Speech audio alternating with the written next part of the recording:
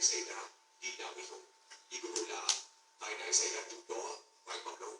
Khoảng 1 năm rưỡi trước đây. Vậy nghĩa là tai nạn cuối cùng mà cô ấy gặp phải cách đây trong khoảng 1 năm rưỡi. Khi cô ấy tới cầu thang và bây giờ là tai nạn xe hơi. Đó là khoảng thời gian giữa hai tai nạn. Bà thấy không, bà Walia? Cô ấy mới được 2 vụ tai nạn trước đây và bây giờ, nhưng mà cô ấy đã quên sạch và không nhớ gì xảy ra ở thời gian giữa hai sự kiện này. Cô ấy đã hoàn toàn mất ký ức trong khoảng thời gian này bởi vì bộ phận não của cô ấy đã bị thương nghiêm trọng. Cô ấy không thể nhớ bất cứ điều gì cả, không một thứ gì. Vì vậy, hãy chú ý khi nói chuyện với cô ấy, đừng cố gắng nhắc lại bất cứ điều gì xảy ra trong khoảng thời gian đó. Nếu không, não của cô ấy sẽ bị tổn thương nghiêm trọng hơn, và vì đó hãy cẩn thận. Đi đây.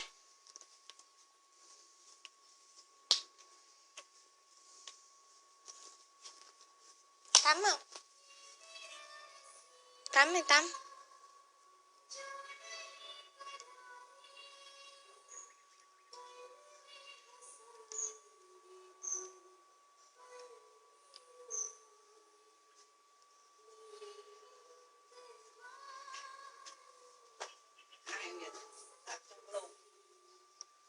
Nắp chung à?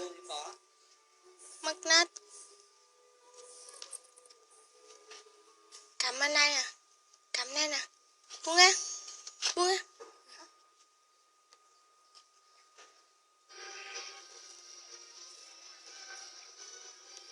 Ôi cực quá.